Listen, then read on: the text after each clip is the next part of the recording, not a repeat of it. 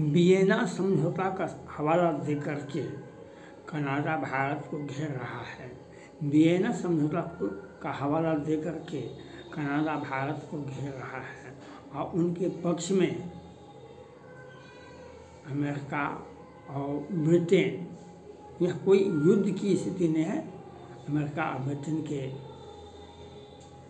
हमें समझाया जो आप कनाडा के बातों को सुने। वह खालिस्तानी कमांडो, खालिस्तानी जो निर्झर मारे गए उसमें सहयोग कीजिए, जांच में सहयोग कीजिए।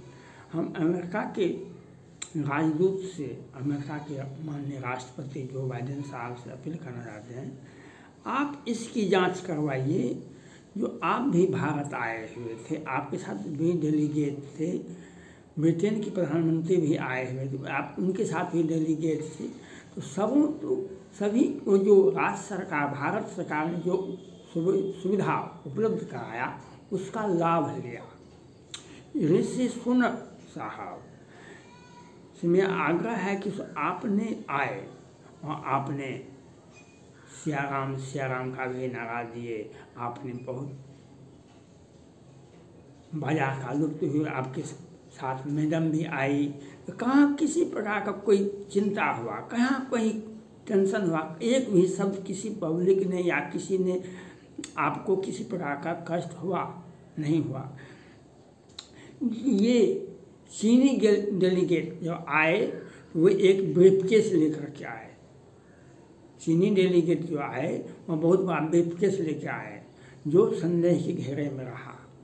और ये जस्टिन ट्रूडो जो आए, जो भारत सरकार ने जो उपलब्ध कराया था राज्य के द्वारा, जो होटल, जो व्यवस्था, जो एक प्रधानमंत्री को होना चाहिए वह सुविधा उनको दिया गया, उसका सुविधा वह क्यों नहीं ले, ये बताना, ये जांच आप अमेरिका करें, ब्रिटेन करें। जो सुविधा भारत सरकार ने उनको सुविधा उपलब्ध कराया वह उसका लाभ क्यों नहीं लिए, क्यों उनका विमान खराब हो गया। आप लोगों का सारे 20 देश से 21 देश के लोग आए हुए थे, सभी अपने अपने विमान से आए हुए थे, तो सबों का जहाज़ ठीक रहा और जस्टिन ट्रूडो का जहाज़ खराब हो गया। जस्टिन ट्रूडो का वह राज्य का, भारत का जो सुविधा उपलब्ध कराया गया था, वो एक प्रधानमंत्री को हैसियत से, एक प्रधानमंत्री को वह अपने देश का प्रतिनिधित्व, तो वह सुविधा क्यों नहीं लिए, यह तो जांच आप करवाइए। ये तो जांच अमेरिका के राष्ट्रपति जो बाइडेन साहब से मेरा आग्रह है, उनके राजदूत से आग्रह है, जो आप ये जांच करवाइए जो सुविधा भारत ने ब्रिटेन, अमेरिका और विश्व के सभी नेताओं को दिया, वह सुविधा तो चाइना को भी मिला, वह सुविधा तो जस्टिन ट्रूडो साहब को भी मिला, तो दोनों आदमी क्यों पकड़ा गए। एक ब्रीफकेस लेकर के आया और उसने होटल का, वह राज्य का जो भारत सरकार ने जो उपलब्ध कराया था होटल, वह उसमें नहीं लिया, प्राइवेट होटल में गया और होटल में कहा कि हमको प्राइवेट इंटरनेट सुविधा उपलब्ध कराइए, तो होटल वाले ने नहीं दिया चीनी डेलीगेट्स को, और वह सुरक्षा अधिकारी को सूचित कर दिया। उसके बाद जो हुआ सो आपने देखा, वह डेलीगेट, चीन का डेलीगेट वह नहीं दिखाया जो उसका ब्रीफकेस में क्या है, परमाणु बम का बटन है कि हाइड्रोजन बम का बटन है, क्या किस प्रकार का, कि कोरोना का वायरस है कि उससे भी अधिक खतरनाक वायरस को लेकर के आया हुआ है, लेकिन वह नहीं दिखाया। और सुरक्षा कारणों से और हमारे देश में आए हुए मेहमान का सम्मान करते हुए उसको ज़बरदस्ती नहीं खोला गया। भारत सरकार अगर चाहते, सुरक्षा अधिकारी चाहते, प्रधानमंत्री नरेंद्र चाहते, तो ब्रीफकेस को क्या, उसको तो खोल करके समुद्र में कचरा के में फेंक दिया जाता, लेकिन हमने एक सम्मान किया जो उसको हर हाल में उसके अपने दूतावास में लेके जाना पड़ा। चीनी डेलीगेट्स को अपने दूतावास में वह ब्रीफकेस को ले जाना पड़ा। उसके लिए सुरक्षा उपलब्ध करा दी गई। आप किसी भी परिस्थिति में नहीं होटल में रह सकते हैं और नहीं आप कहीं भी रह सकते हैं, आप अपने दूतावास में जाना पड़ा।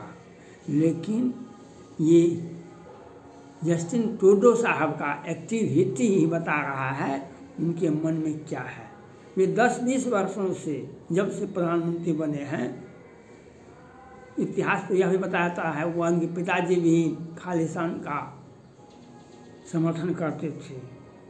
उनके साथ क्या हुआ वह इतिहास हम नहीं जानेंगे। लेकिन ये जो साल 2 साल से जब प्रधानमंत्री नरेंद्र मोदी जी, गृह मंत्री अमित शाह जी को खालिस्तान के तरफ से, खालिस्तान आतंकवादियों की तरफ से जब प्रेस कॉन्फ्रेंस करके कहा हम इनको जिस प्रकार से इंदिरा गांधी को हम मारे थे उसी प्रकार से हम इन लोगों को मार देंगे, तब तो अब इनके बारे में लोगों का ध्यान गया कि ये खालिस्तानी है। और उनका प्रोटेक्शन कहाँ होता था? कनाडा में उनका प्रोटेक्शन होता था। और कनाडा के प्रधानमंत्री जस्टिन ट्रूडो साहब उनके लिए वकालत करते थे। यह बात को अमेरिका के राष्ट्रपति जो बाइडेन साहब को समझना चाहिए, उनके जो राजदूत हैं उनको समझना चाहिए, और ब्रिटेन के प्रधानमंत्री ऋषि सुनक साहब को यह समझना चाहिए जो भारत विरोधी गतिविधि में हिस्सा लेगा उसे भारत में जगह नहीं दी जाएगी। जो भारत विरोधी गतिविधि में हिस्सा लेगा उसे भारत में जगह नहीं दी जाएगी, चाहे वह चाइना हो या जस्टिन ट्रूडो हो या पाकिस्तान हो। जो भारत में किसी प्रकार का हिंसा फैलाएगा, चाहे आंतरिक सुरक्षा में पैदा करे या आतंकवादी सुरक्षा में पैदा करे। आज कितने 2 वर्षों से यह बात ऋषि सुनक साहब भी, उनके देश में भी आतंकवादी खालिस्तानी मंदिर पर और हिंदुओं को तंग और तबाह करने के लिए वह क्या नहीं कर रहे थे। लेकिन आपने समझ लाए आपको बताया गया ऋषि सुनक साहब को, उन्होंने सख्त एक्शन लिया। लेकिन जस्टिन ट्रूडो साहब क्यों नहीं लेते थे एक्शन? उनके मन में खालिस्तान को प्रोटेक्शन देने की भावना थी, भारत को तंग और तबाह करने की भावना थी। आज ये दूतावास में कर्मचारियों, दूतावास होता है, उसका शाखा नहीं होता है। और वियना समझौता का हवाला देखा कि दूसरे देशों से सहयोग मांगते हैं। जस्टिन ट्रूडो साहब अपने बयान को आप वापस कर लीजिए।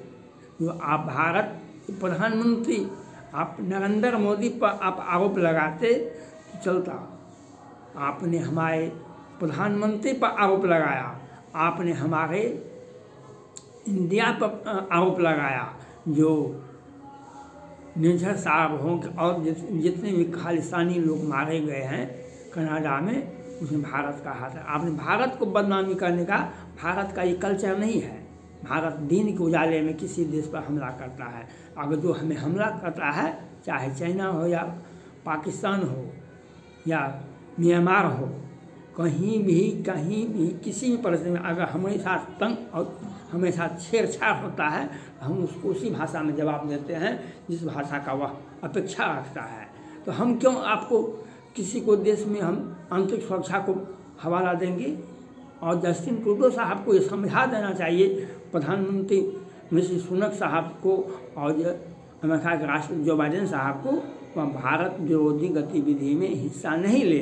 अगर हिस्सा लेते हैं पाकिस्तान की तरह या चाइना की तरह, हम भी उसी भाषा का प्रयोग करेंगे जिस भाषा का वे अपेक्षा करते हैं भारत से। हम वह आप वियना का समझौता में क्या है? आपके देश के हमारे देश में 1000 कर्मचारी रहेगा और हमारा देश का कर्मचारी आपके देश में 10-20 रहेगा। सामान जितना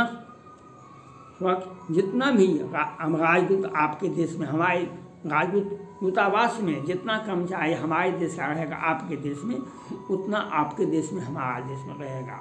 आपने जस्टिन ट्रूडो साहब ने कहा कि भारत से आए हुए पढ़ने के लिए लड़के, हमारे देश के लड़के जाते हैं पढ़ने के लिए, तो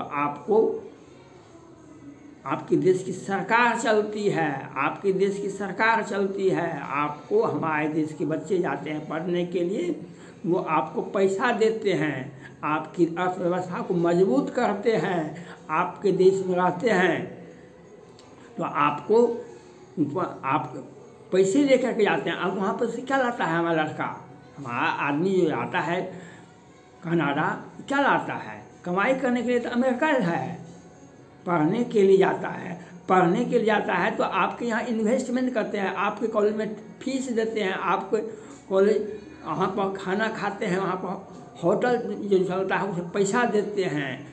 लाखों लाख करोड़ों करोड़ हमारे छात्र, हमारे भारतीय नागरिक आपके देश में पैसा इन्वेस्टमेंट करते हैं, तो आपके देश की अर्थव्यवस्था चलती है।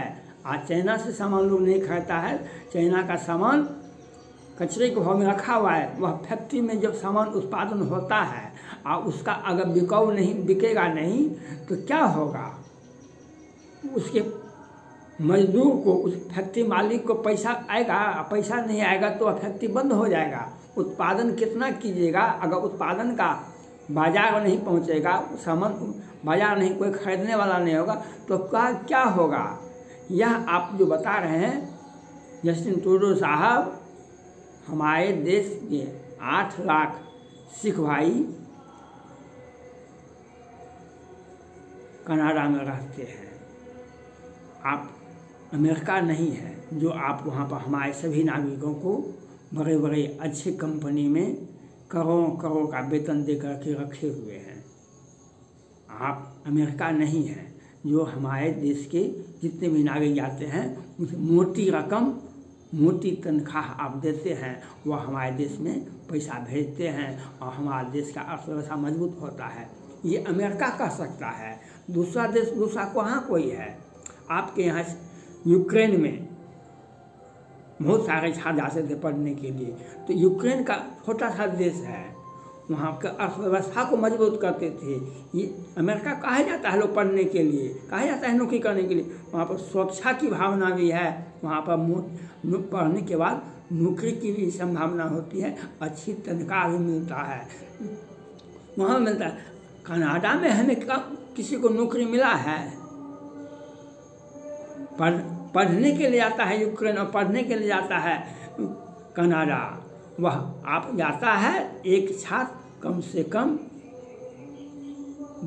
10 लाख से कम 1 करोड़ रुपया खर्चा करता है। 5 साल का कोर्स होता है मेडिकल का, 6 वर्ष का होता है। अगर 1 साल में ही 1 करोड़ रुपया खर्चा कर देता है उसके माँ बाप। वह सस्ता हो 25 लाख 50 लाख, तो कितने छात्र पढ़ने के लिए जाते हैं तो उसमें उतना रुपया आपके देश में इन्वेस्टमेंट होता है। यह बात आपको समझाना की आवश्यकता नहीं है, आप खुद समझ जाइएगा। हमारे देश के नागरिकों को आप सम्मान देते हैं, हम आपको इन्वेस्टमेंट देते हैं, आपको पैसा, आपकी देश की अर्थव्यवस्था चलती है।